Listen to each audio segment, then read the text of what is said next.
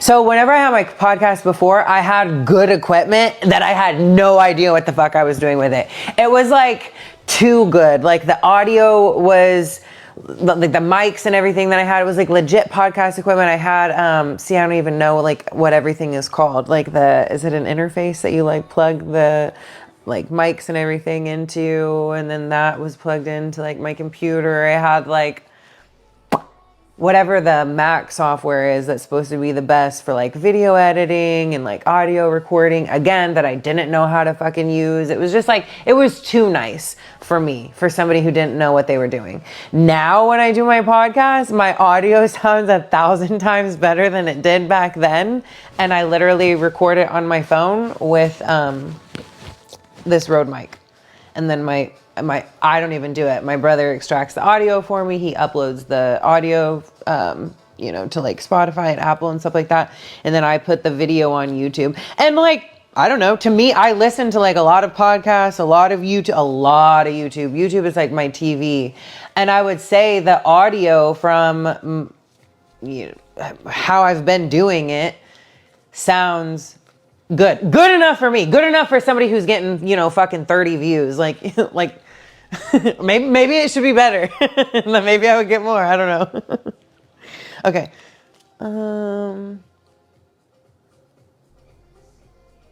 Robert, don't say that, that's not good. Oh, thank you, cute laugh. Okay, I'm from Indiana originally, but now I live in Charlotte, North Carolina. Whose podcast do you like or listen to? Oh my God, so many. Let me like go through. I listen to a lot of pop culture podcasts.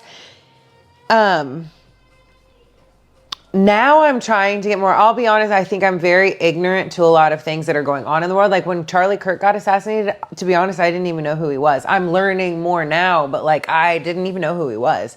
And I realize, I've just been living under a fucking rock, and I'm trying to listen to more, I don't know, just educational podcasts. I feel like I've gone through a series with podcasts. When I first started listening to podcasts, it was all about like personal development and, all that. Now I'm in this period where I listen to podcasts for entertainment, or because like I need to not think, like I need to not have something, I need to be, I don't know, mindless and like pop culture and stupid shit like that. So I've been listening to the Busy Living podcast. I love that. That's like, I get like marketing, social media marketing tips and stuff like that from. She's really good. She gives a lot of content creator advice. And I listen to the Toast podcast. I listen to the Biofiles. Sometimes Theo Vaughn this past weekend, Guys We Fucked, Giggly Squad, Not Skinny But Not Fat. Oh, I like Tenderfoot podcast. Tenderfoot I think is like a production company. If you like true crime and stuff like that, they have the best podcast. Like, I don't know, I feel like it's really good for going on road trips and stuff like that, because you feel like you're listening to a fucking TV show. Like the way that they narrate it and everything, and with the music and just the way they produce it, put it all together, you feel like you're in the middle of a movie or something like that. It's so good, and all of the stories are really good. They usually do, I like the ones where like each season is one story. So like every episode, like I can literally listen to an entire season in one day, because I get to the end of every episode and I'm like, what the fuck is next? Like I have to hear the next episode. So Tenderfoot has really good podcasts. The last one that I was listening to was Up and Vanished. Let me see which other ones they have on here. I've listened to like almost all of them, I think. Lords of Death, that one was really interesting. This guy was, I say kid, but he was like in his early 20s, I think, and he was investigating the murder. So his stepdad that he grew up with got arrested for murder with this other guy, and like both of them were like pointing fingers at each other, and they both ended up getting arrested for murdering this woman. And so this kid, like that happened when he was a kid, and he grew up and was always curious about it. So he started investigating the murder himself. I haven't finished this one yet, but with Tenderfoot, he put together this whole season, and it's like every episode is him piecing together clues from this murder. You can hear like the interviews with phone calls with his stepdad, like when he's in jail, he talks to the other guy, and like I said, like they both are pointing fingers at each other still to this day. It's so, phenomenal production. Culpable was really good. To Live and Die in LA. Does anybody give a fuck about these 4 of you that are in here? Did I say that I was from, the podcast are boring, or me listening to Office boring? Oh, Therapist, I listen to that sometimes. There's a lot that I don't listen to anymore, actually, I guess. I haven't listened to a lot of Mel Robbins. Ugh. Oh, shoot. I can't answer that one. I can't answer that one either. What are you feeling in you? So many things. What I was just talking about, I actually just recorded a whole episode about this, like on my podcast last week. I was like, things from my childhood, like childhood sexual trauma, having an abortion 10 years ago. I think that I'm definitely healing a lot from that. Actually, didn't bother me at all for like, I don't know. I was going to say 10 years, but that's not true at all. Like, it's been 10 years. It bothers me more and more, like, the longer that it has been. But at the time, it didn't really bother me that much, sadly. So yeah, definitely still healing from that. What else was in there? My best friend was killed a couple of years ago due to domestic violence. I still have a lot of like anger and guilt from that I'm definitely still healing from. Those are probably the biggest things. When was the last time you felt held? Oh my God. Literally, Frankie. Shout out to Frankie. I love him so much. I was just talking about this on my podcast too. That was like the most loved that I have felt maybe in like the last 5 years. And not like from a, oh, woe is me place. Like I feel loved all the time. I am blessed and surrounded by lots of love, like by my family, my friends and everything.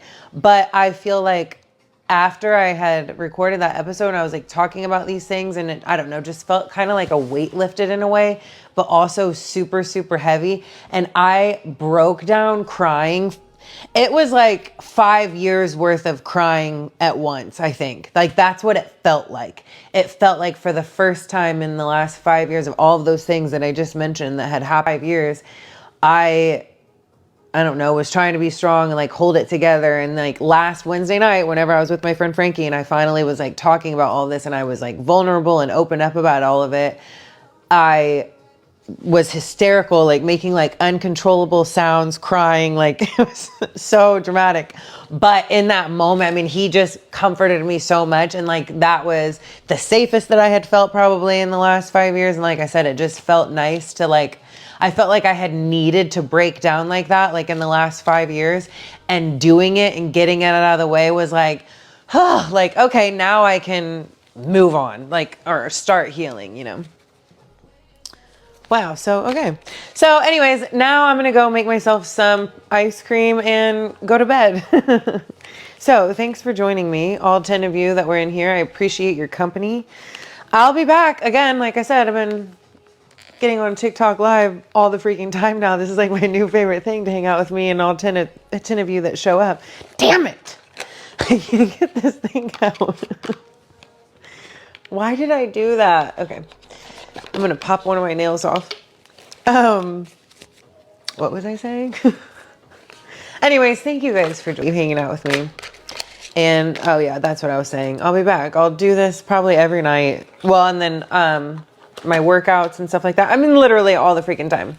So I love you guys. I hope you're having an amazing day. I hope you had a great Monday, a fucking kick-ass start to your week. And I hope the week is good to you. I love you. Good night.